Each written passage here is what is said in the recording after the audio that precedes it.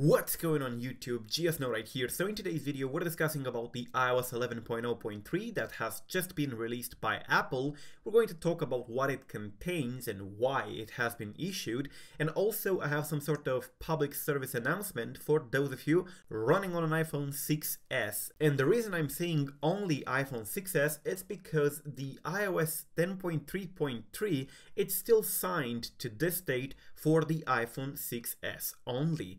And you should go ahead and save your SH2 tickets now in order to be able to downgrade in the future.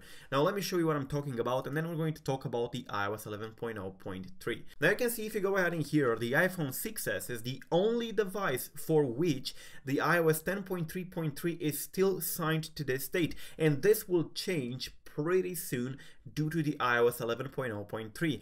Now as you can see, if I go ahead in here and select, for example, the iPhone SE, it shows that iOS 10.3.3 is no longer signed. Hell, not even iOS 11.0 is signed on these devices. Let me go ahead and show you another device, for example, the 6s Plus. If you go ahead in here, again, the same situation, no 10.3.3 and no iOS 11. But if you go ahead here on the 6s, the iOS 10.3.3 compared to iOS 11 is signed. So in this case, you can go ahead here on the tssaver.onecanon.com and save your blobs for the iOS 10.3.3 if you did not already. Now you're going to tell me, but there is no jailbreak for 10.3.3. Why should I save my blobs if I'm on iOS 10.3.2 or if I'm on iOS 11 and stuff like that? It's important because in the future, if an exploit capable to set unknowns is released, and that's pretty much probably going to happen, you will be able to use that saved blob in order to go back to 10.3.3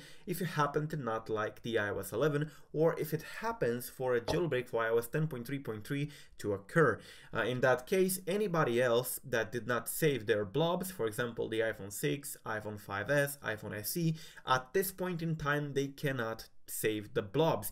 You, if you have an iPhone 6s, you are able to do that, so you're somehow privileged in this situation. Go ahead, take the time, it's just taking like a minute or so, and save your blobs. It's very important. Here you need to just paste your ACID that you find on iTunes and you're good to go. But make sure you select the correct device in here, for example the iPhone 6s in here, and you need to also put the board configuration. You can find a lot of tutorials on the internet on how to save the blobs. Now speaking about the iOS 11, why it is really in here. So if you take a look in here, Apple says iOS 11.0.3 has been published on October the 11th. There is absolutely no security content. You can see no exploits, no bugs being fixed, and that's pretty much how it is. So let's see what they claim to be in the settings screen. So it says in here that iOS 11.0.3 includes bug fixes for your iPhone or iPad, and this is why it's important to save your iOS 10.3.3 blobs, because they fixed a couple of things that made the iOS 10.3.3 to remain signed a couple days more for these devices. So let me show you. It says in here, this update fixes an issue where audio and haptic feedback would not work on some iPhone 7 and 7 Plus devices. It also addresses an issue where touch input was unresponsive on some iPhone 6s displays because they were not services with genuine Apple parts.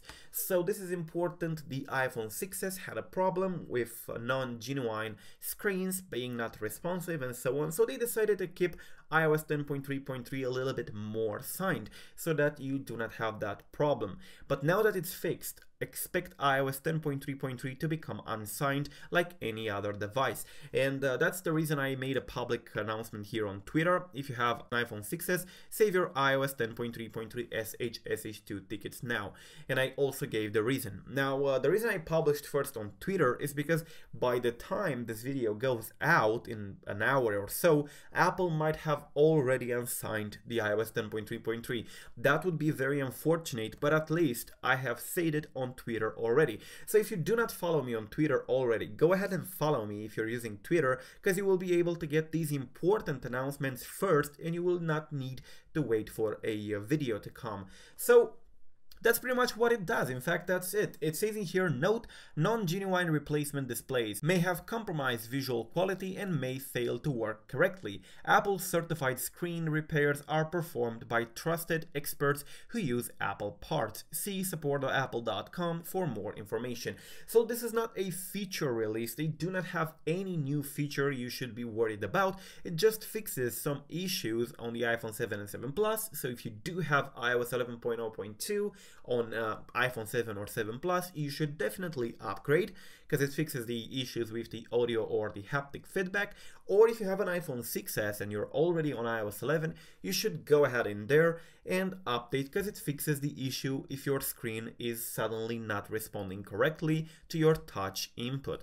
But if you're not on iOS 11, I definitely wouldn't say update. Stay on iOS 10.3.x. It's safer both in terms of jailbreaks and in terms of, stability, because iOS 11 is relatively new, even though Apple kept on pushing these updates lately. It's still not worth updating to.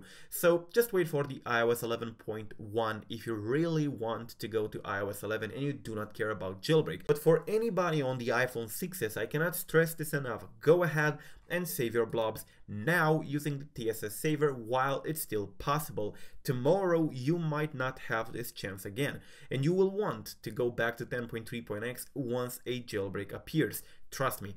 That's pretty much it, guys. I really hope this video helps. Till the next time, I'm GeoSnow. Subscribe to stay updated and follow me on Twitter. The link is in the description down below for my Twitter handle. Peace out.